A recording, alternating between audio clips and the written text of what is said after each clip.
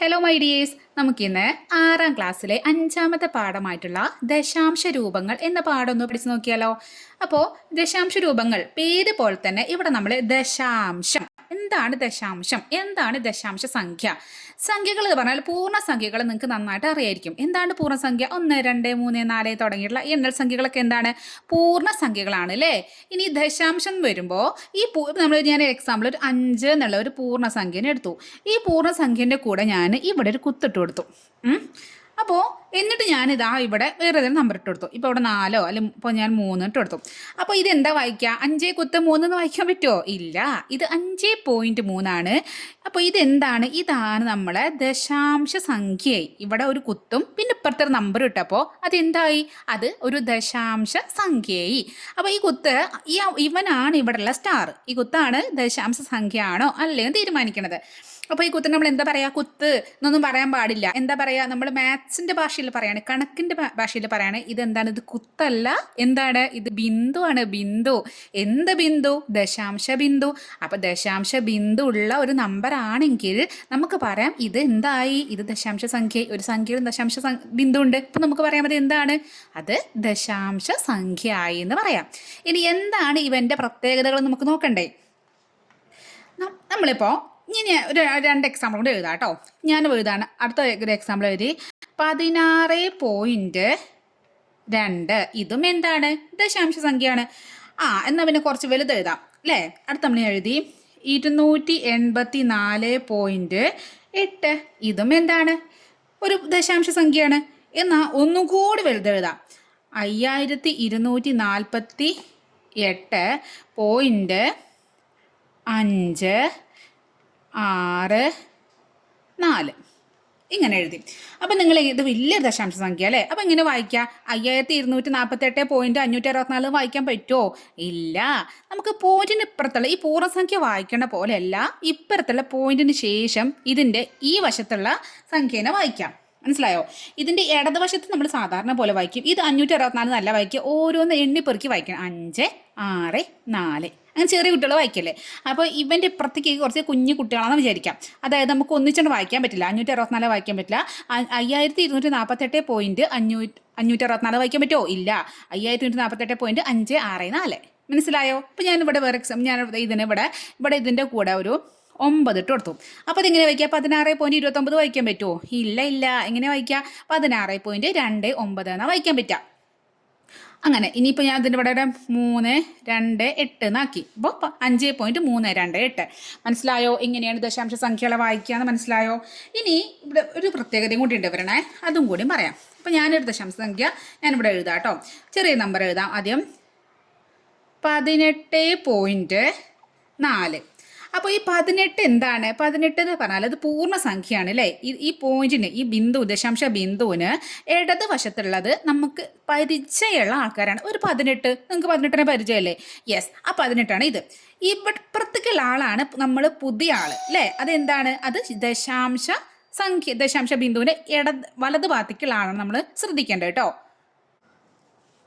അപ്പോൾ ഈ ഇടത് ഭാഗത്തുള്ള ഈ 18നെ നമുക്ക് എങ്ങനെ? ഈ 18 എന്ന് പറഞ്ഞാൽ നമുക്കറിയാം, നമ്മൾ ഒറ്റ, 10, 100, 1000, 10000 അങ്ങനെ പറഞ്ഞാൽ നിങ്ങൾക്ക് അറിയില്ലേ? നമ്മൾ സ്ഥാനവില, അതായത് ഒറ്റ, 10, 100 നമ്മൾ എങ്ങനെയാണ്? നമുക്ക് നിങ്ങളുടെ ഇപ്പോൾ ഒരു വലിയൊരു നമ്പർ തന്നു. ഇപ്പോൾ എക്സാമ്പിൾ ആണെങ്കിൽ ഈ ഒരു നമ്പർ നിങ്ങളോട് വായിക്കാൻ പറഞ്ഞു. അപ്പോൾ നിങ്ങളെങ്ങനെ വായിക്കുക? നിങ്ങളിങ്ങനെ എണ്ണി നോക്കില്ല. ഒറ്റ, 10, 100, 1000, 10000, ലക്ഷം.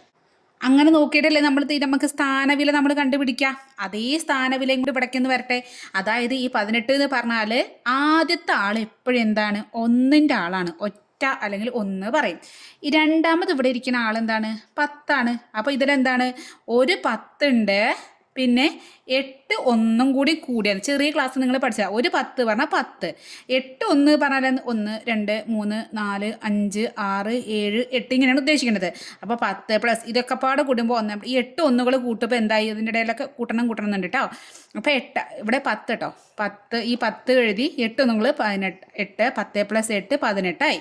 അങ്ങനെയാണ് നമ്മൾ സ്ഥാനവില. അപ്പോൾ ഇത് നോക്ക്, അപ്പോൾ ഈ 8 ഇതെന്താണ്? ഇത് 1ൻ്റെ സ്ഥാനമാണെങ്കിൽ ഒറ്റയുടെ സ്ഥാനമാണ് പറയാം. ഇവിടെ എന്താണ്? ഇത് 10ൻ്റെ സ്ഥാനമാണ്. ഇനി ഇവിടെ 18 അല്ല, അതിന് പകരം ഇവിടെ 218 വിചാരിച്ചോ. അപ്പോൾ ഈ 2 എന്താണ്? അത് 100ൻ്റെ സ്ഥാനമാണ്. ഇനി ഇവിടേക്ക് 4218 ആണ്. ഈ 4 എന്തായിരുന്നു? 1000ൻ്റെ സ്ഥാനമാണ്.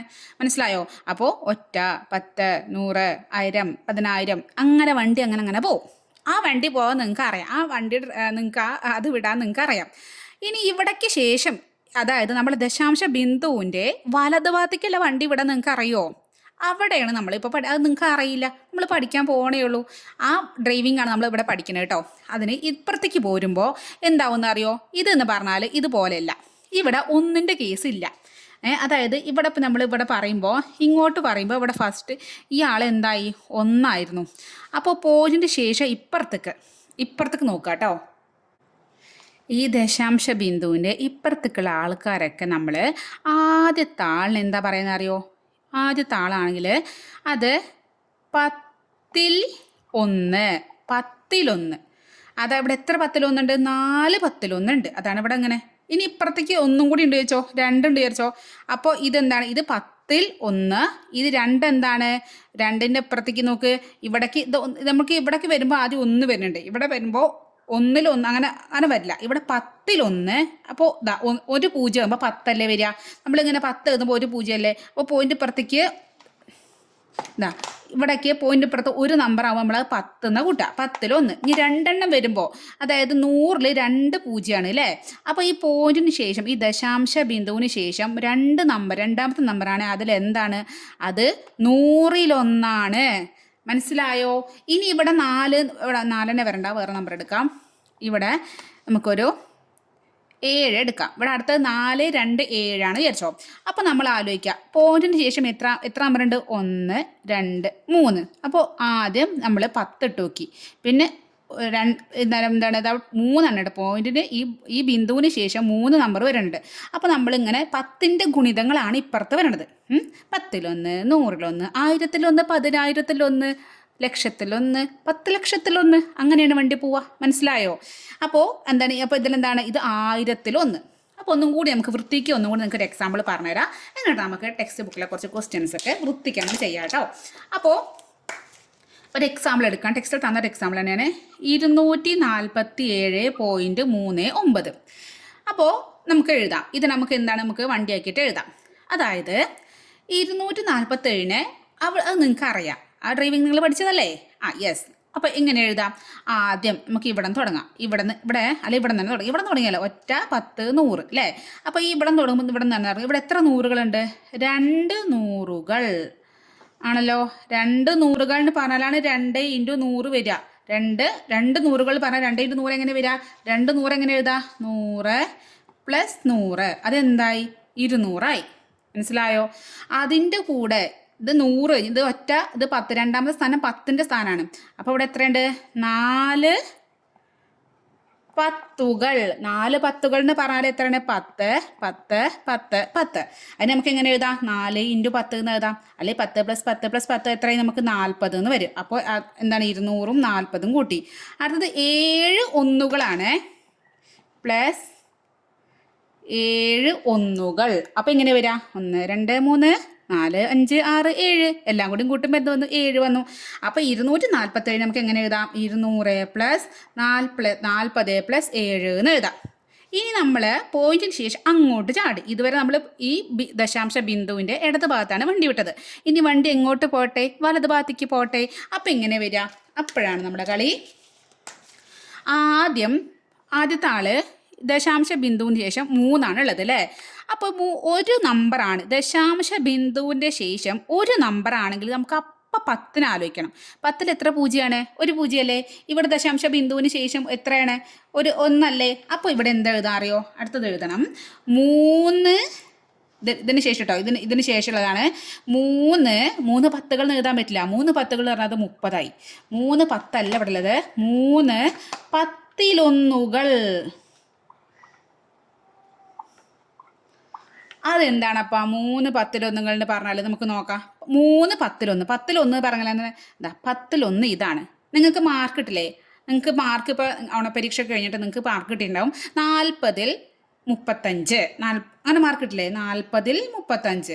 അതേപോലെ 10-ൽ 1 പറഞ്ഞാൽ 10-ൽ 1. അങ്ങനത്തെ എത്ര 10-ൽ 1 ഉണ്ട്? 3 10-ൽ 1 ഉണ്ട്. അപ്പോൾ 10-ൽ 1 10-ൽ 1 10-ൽ 1 മൂന്നും കൂടി കൂട്ടുമ്പോൾ എന്ത് വന്നു? ഇതാ 3 ഇൻറ്റു 10-ൽ 1 3 അപ്പോൾ 3 ഇൻറ്റു 1 3/10 എന്ന് വരും. മനസ്സിലായോ? അടുത്തത് ഇവിടെ 9 ഉണ്ട്. 9 പറഞ്ഞാൽ ഈ ദശാംശ ബിന്ദുവിന് ശേഷം രണ്ടാമത്തെ ആളാണ് അല്ലേ? 3 എടുത്തു, ഒന്നാം സ്ഥാനം 3 എടുത്തു, രണ്ടാം സ്ഥാനമാണ് 9-ന്. അപ്പം നമ്മൾ നോക്കുക ഏതിലാണ് ദശാംശ ബിന്ദുവിന് ശേഷം 2 എണ്ണം പുറത്തേക്ക് വന്നു. അപ്പോൾ നമുക്ക് 100 നമുക്കിവിടെ പൂജ്യങ്ങളുടെ എണ്ണം വെച്ചിട്ടാണ് നോക്കണം കേട്ടോ. 10ൻ്റെ ഗുണിതങ്ങളുടെ പൂജ്യങ്ങളുടെ എണ്ണമാണ് ഇവിടെ 10 100 1000 അങ്ങനെയാണ് പോണത്. അപ്പോൾ ഇവിടെ 100-ലാണ് എന്ത് 2 0 വരുന്നത്. ഇവിടെ ബിന്ദുവിന് ശേഷം 2 നമ്പർ ഇപ്പുറത്തേക്കാണെങ്കിൽ നമ്മൾ ഇവിടെ എന്താണ് ഏതിലാണ് 2 0 വരിക നോക്കാം. അപ്പോൾ ഇവിടെ എന്ത് വന്നു? അപ്പോൾ ഇതിനെ അടുത്ത് 3 10-ൽ 1 കഴിഞ്ഞിട്ട് പിന്നെ എത്രയാണ്? പ്ലസ് 9 100-ൽ 1. മനസ്സിലായോ? 9 100-ൽ 1. അതെന്ന് പറഞ്ഞാൽ എങ്ങനെയാണ്? 9 100-ൽ 100. അപ്പോൾ 100-ൽ 1 100-ൽ അങ്ങനെ, അതായത് 100-ൽ 1 ഇങ്ങനെ 9 തന്നെ എഴുതണം. അപ്പോൾ നമുക്ക് എഴുതാം 9 ഇൻറ്റു 1/100 9 ഇൻറ്റു 1 9/100 9/100 എന്ന് എഴുതാം. മനസ്സിലായോ? അപ്പോൾ നമുക്കിതിനെ കൂട്ടിയിട്ടാണ് എഴുതുമ്പോൾ നമുക്ക് എങ്ങനെ എഴുതാമെന്നറിയോ?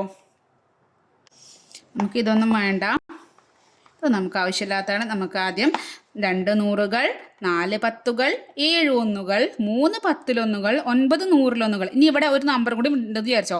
ഇവിടെ ഇതിൻ്റെ ഇടയ്ക്ക് ഒരു 8 എന്ന നമ്പർ ഉണ്ടെങ്കിൽ അപ്പോൾ എന്താ 8 1000-ൽ 1-കൾ 10-ൽ 1 100-ൽ 1 1000-ൽ 1 10,000-ൽ 1 അങ്ങനെ ആ വണ്ടി അവിടേക്കും പോകും. അപ്പോൾ ഈ ദശാംശ ബിന്ദുവിൻ്റെ ഇവിടേക്കുള്ള വണ്ടി ഓൾറെഡി നമുക്ക് ഓടിക്കാൻ അറിയാം. ഇങ്ങോട്ടുള്ള വണ്ടി ഓടിക്കാൻ നിങ്ങൾക്ക് മനസ്സിലായോ?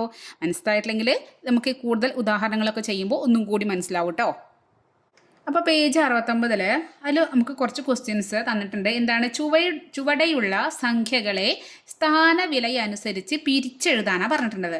ആദ്യത്തെ ആളാണ് 4.5 എന്ന്.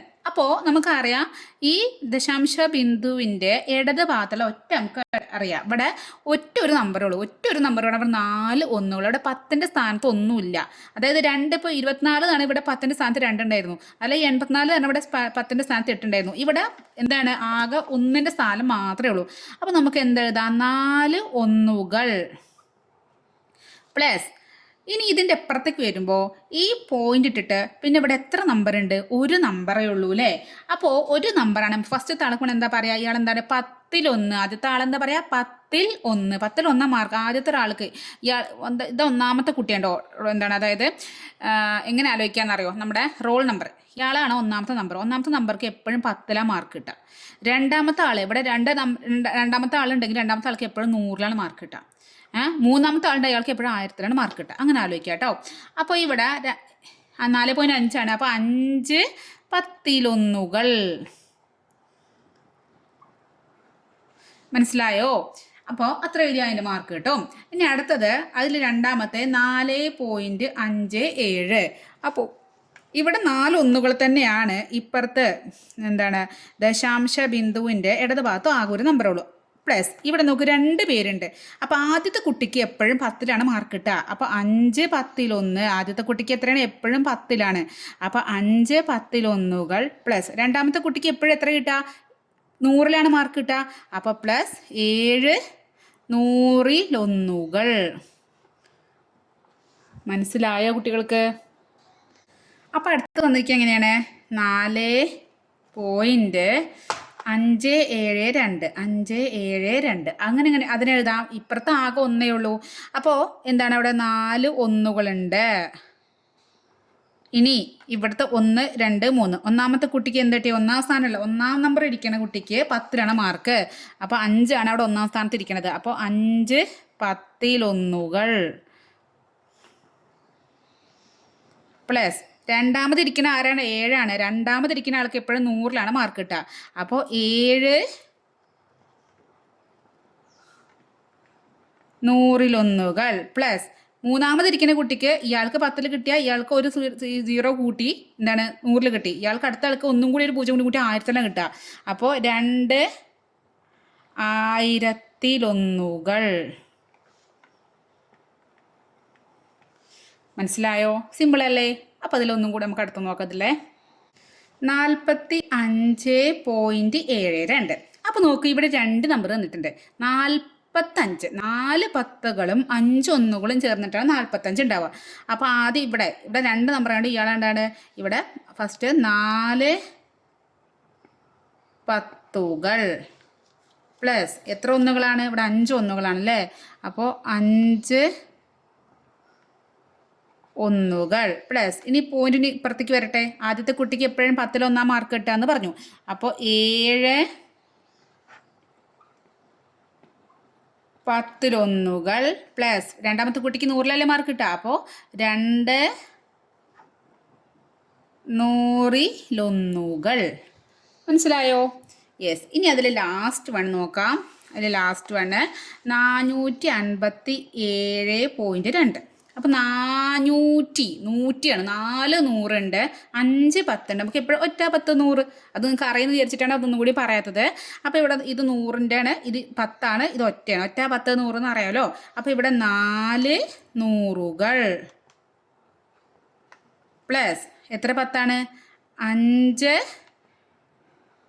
പത്തുകൾ പ്ലസ് എത്ര ഒന്നാണ്? 7 ഒന്നുകൾ. പിന്നെ പോയിന്റ് ശേഷം ആകെ ഒറ്റ നമ്പറേ ഉള്ളൂ. ആകെ ക്ലാസ്സിൽ ഒരു കുട്ടിയേ ഉള്ളൂ. ഒന്നാം കുട്ടിക്ക് എന്താ വരിക? 10ൽ 1 മാർക്ക് കിട്ടുക. അപ്പോൾ 2 10ലൊന്നുകൾ. മനസ്സിലായോ?